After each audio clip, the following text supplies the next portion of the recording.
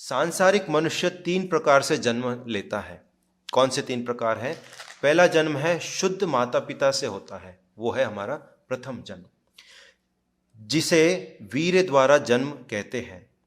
दूसरा जन्म गुरु से दीक्षा के समय होता है, जब हम दीक्षा लेते हैं, that is our second birth. वो क्या कहलाता है? वो सावित्र कहलाता है। और तीसरा जन्म याज्ञनिक कहलाता है, और यह भगवान विष्णु की पूजा का अवसर मिलने पर होता है।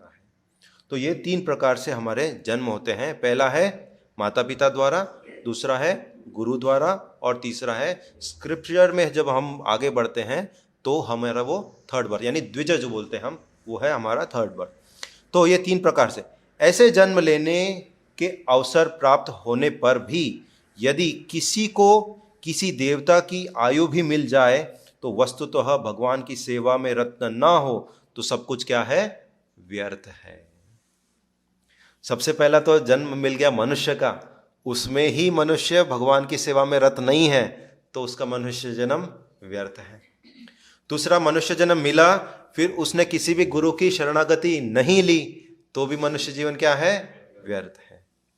लेकिन और मनुष्य जी ऑटोमेटिकली जब भगवान किसी गुरु की शरणागति लेता है लेकिन इस आध्यात्मिक जीवन में आगे बढ़ने की रुचि नहीं है तो भी मनुष्य जीवन क्या है? व्यर्थ है।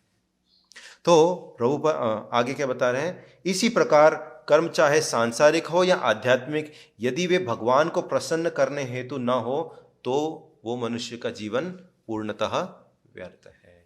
तो मनुष्य क्या चाहते हैं? सिर्फ भौतिक जीवन में ही आगे बढ़ना। भौतिक जीवन में आगे बढ़ना किस प्रकार से? अच्छा घर, अच्छा परिवार, अच्छा बैंक बैलेंस, इस प्रकार से बढ़ना चाहते हैं, लेकिन आध्यात्मिक रूप से कोई बढ़ना नहीं चाहता। सभी लोग स्वतंत्र होना चाहते हैं, लेकिन इस देह से स्वतंत्रता कोई नहीं प्राप्त करना चाहता। क्यों?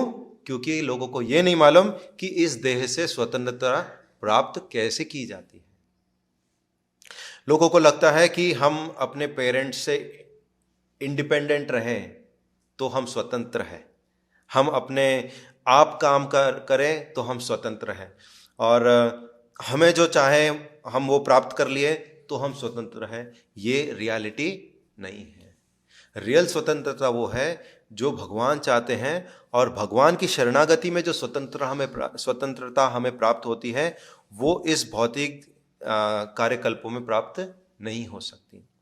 तो अब आप बोलेंगे भगवान की शरणागति में स्वतंत्रता कैसे मिलेंगी? क्यों? क्योंकि भगवान ने बताए गए कार्य हम कर रहे हैं, वो हमें कहां ले जाएंगे? वो हमें स्वतंत्रता की ओर ले जाएंगे, जो है रियल इंडिपेंडेंस। रियल इंडिपेंडेंस क्या है? इस भौतिक जगत के चक्रवात से मुक्ति। कौन से चक्रवात है? जन्म, मरण, जरा और व्याधि। इस चक्रवात से अगर कोई मुक्त है वो है रियल स्वतंत्रता। लेकिन मनुष्य को क्या लगता है कि किसी बॉस के अंडर काम कर लेंगे या किसी परिवार के अंडर रहेंगे और वहां से निकल गए मतलब वो स्वतंत्रता। वो रियल इंडिपेंडेंस नहीं है। रियल इंडिपेंडेंस होती है इस चक्रवात से मुक्ति ही रियल इंडिपेंडेंस है।